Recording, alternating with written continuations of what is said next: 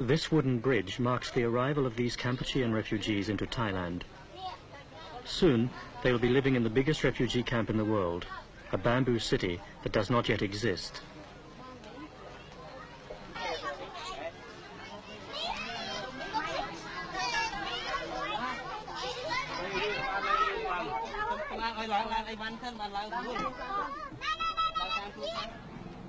Less than an hour away by bus, Khao Dang camp offers a temporary refuge from the continuing conflict along the Kampuchean border.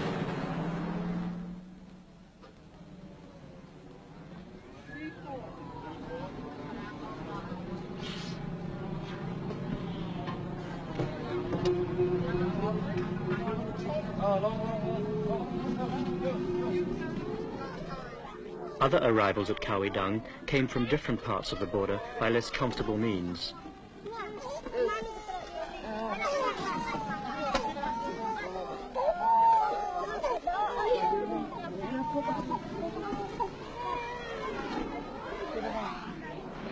On arrival, every man, woman and child was given a brief medical inspection by a team of doctors and nurses from the International Red Cross. The more serious cases were taken directly to the recently assembled hospital wards for specialist treatment, but for most of the refugees, it was merely a puzzling introduction to their new home.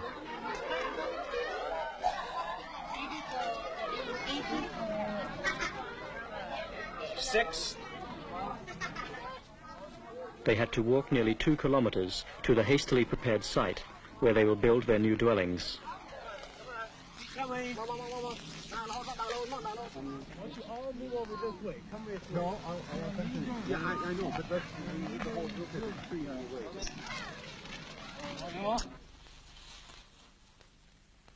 This is what Khao Dang looked like about 3 days after it began. On the 4th day, the Khmers started to arrive here. We had to develop the site to keep just ahead of them. We'd come here and been shown a piece of pretty desolate hillside and told that it would be necessary to move up to 200,000 people here. Initially, we expected arrivals might be up to 10, 15,000 a day. In fact, they were never more than 7,000 or 8,000. To meet that, though, it meant we had to develop the camp section by section to try and keep just a day or so ahead of the arrivals. In consequence, we put in the basic infrastructure, the roads, the water tanks and the toilets. And by day 4, when the first refugees arrived, we had prepared the first section. The groups of 100 separated into smaller sections for distribution of bamboo and plastic. The Office of the United Nations High Commissioner for Refugees created the basic infrastructure of the camp, but all of the really time-consuming work was done by the refugees themselves.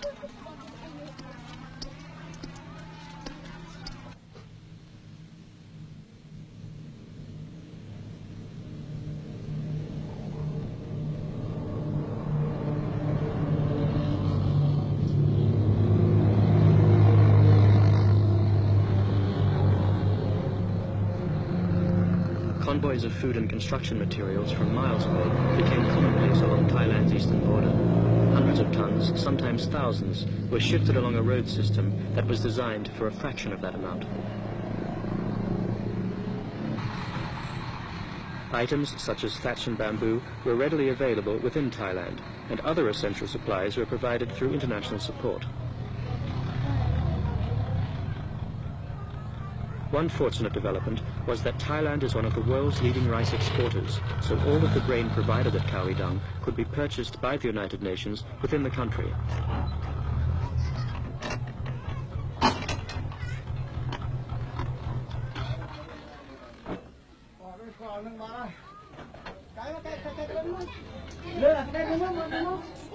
A Khmer family could survive for more than a month just from one of these 100-kilogram sacks of rice.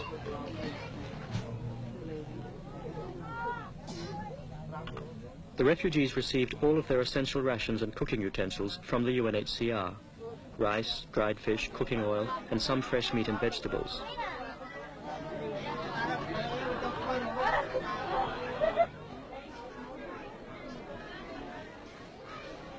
All of the supplementary feeding in Khao Dang was supervised by the voluntary agency CARE. More than 20,000 people in the camp received hot meals twice a day. and after 2 months of this extra diet, the health improvements amongst the refugees were quite visible.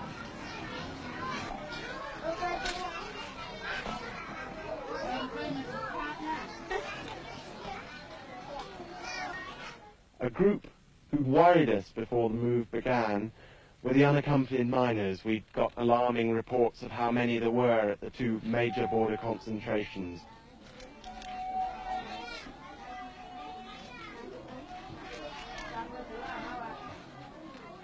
There were more than 1,000 unaccompanied children in the camp. A special effort was made to register each one and take down all of their particulars and what they could recall of their previous lives. A tracing program enabled officials to reunite some of the children with parents and relatives, but for others, no such happy ending was possible.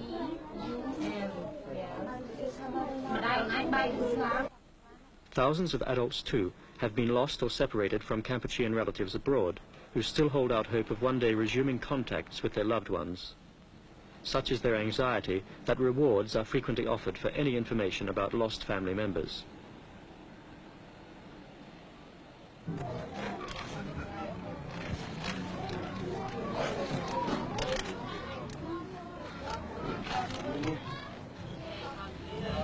There was a constant flow of letters and telegrams between Khao I Dang and the rest of the world, with the International Red Cross acting as the post office.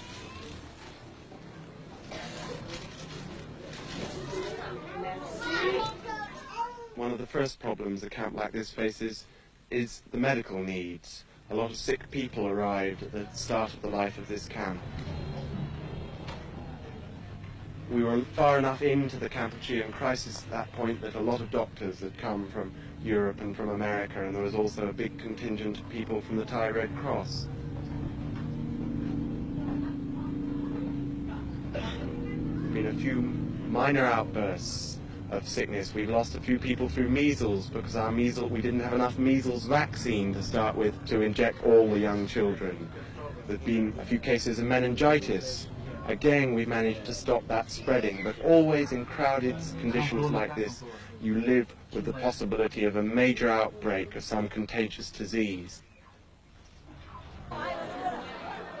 The improved diet and attention from hundreds of doctors and nurses transformed the people's lives in a matter of weeks. There were always more births and deaths, and within a short period, the death rate fell to only 2 or 3 a day.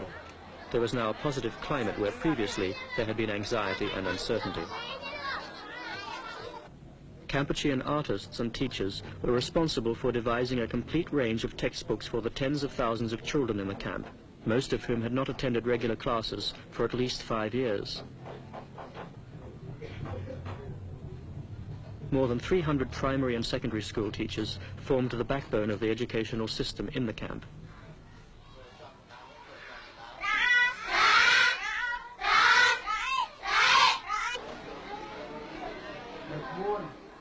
Classes started just after dawn and continued throughout the day in 2-hour shifts in order to reach the greatest number of children.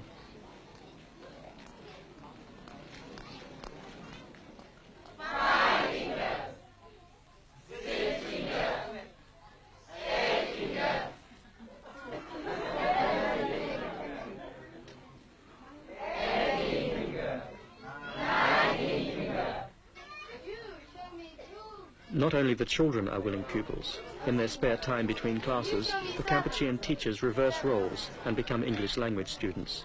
Show me your ears.